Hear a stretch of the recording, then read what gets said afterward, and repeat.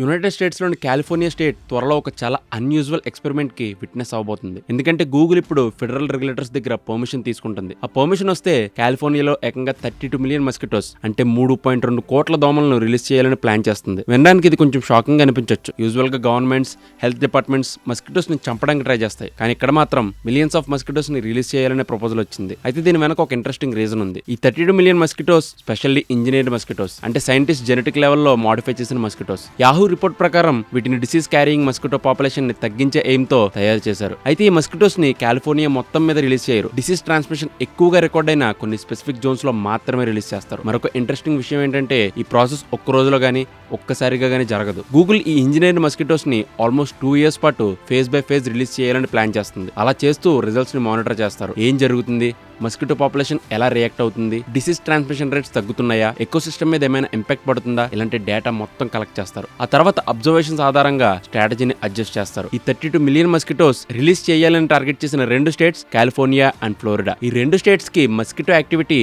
చాలా ఎక్కువగా ఉండే హిస్టరీ ఉంది. మస్కిటో బార్న్ డిసీజెస్ కూడా అక్కడ తరచుగా కనిపిస్తుంటాయి. రిపోర్ట్స్ ప్రకారం ఈ ఇంజనీర్డ్ మస్కిటోస్ ని డిసీజ్ క్యారీ చేయలేని విధంగా ట్రీట్ చేస్తారు. అంటే ఇవి డేంజరస్ ప్యాథోజన్స్ ని ఒక మనిషి నుంచి మరో మనిషికి స్ప్రెడ్ చేసే ఛాన్సెస్ చాలా తక్కువ. దీంతో డిసీజ్ ట్రాన్స్మిషన్ రేట్ తగ్గే ఛాన్స్ ఉంది. అంతేకాదు మస్కిటో రిప్రొడక్షన్ రేట్స్ కూడా ఎఫెక్ట్ అవుతాయి. వాటి బ్రీడింగ్ సైకిల్లో ఇంట్రాక్షన్స్ వస్తాయి. దీనివల్ల ఫ్యూచర్ జనరేషన్స్ లో డిసీజ్ క్యారింగ్ మస్కిటోస్ నెంబర్ తగ్గిపోతుంది. చివరిగా హార్మ్ఫుల్ ప్యాథోజన్స్ ని మోసుకెళ్లే మస్కిటోస్ పాపులేషన్ ని ఓవరాల్ గా డిక్లైన్ చేయడమే ఈ ప్రాజెక్ట్ అల్టిమేట్ గోల్. కానీ ఈ అంబిషియస్ ప్రాజెక్ట్ స్టార్ట్ కావడానికి ముందు గూగుల్ కి ఫెడరల్ అథారిటీస్ అప్రూవల్ తప్పనిసరి. కాలిఫోర్నియా, ఫ్లోరిడా లొకేషన్స్ లో రిలీజ్ స్టార్ట్ చేసే ముందు అన్ని క్లియరెన్సెస్ రావాలి. అప్రూవల్ ఇచ్చే ముందు రెగ్యులేటర్స్ చాలా థింగ్స్ ని చెక్ చేస్తారు. సేఫ్టీ రికార్డ్స్ ఎలా ఉన్నాయి, ఎన్విరాన్మెంటల్ అసెస్మెంట్ రిపోర్ట్స్ ఏమంటున్నాయి, మానిటరింగ్ ప్రోటోకాల్ స్ట్రాంగ్ గా ఉన్నాయా, పబ్లిక్ హెల్త్ బెనిఫిట్స్ ఎంతవరకు ఉన్నాయి, ఎకోసిస్టమ్ కి రిస్క్ ఏమైనా ఉందా, ఇలాంటి అన్ని ఫ్యాక్టర్స్ ని ఎవాల్యుయేట్ చేసిన తర్వాతే ఫైనల్ డెసిషన్ తీసుకుంటారు. ఒకవేళ అప్రూవల్ వస్తే గూగుల్ మస్కిటోస్ ని రిలీజ్ చేసి తర్వాత 2 years పాటు వాటి ఇంపాక్ట్ కి సంబంధించిన డేటా కలెక్ట్ చేస్తుంది. అంటే ఇది ఒక massive real world scientific experiment లా మారబోతుంది. ఇక మస్కిటోస్ గురించి మరో ఫ్యాసినేటింగ్ స్టడీ కూడా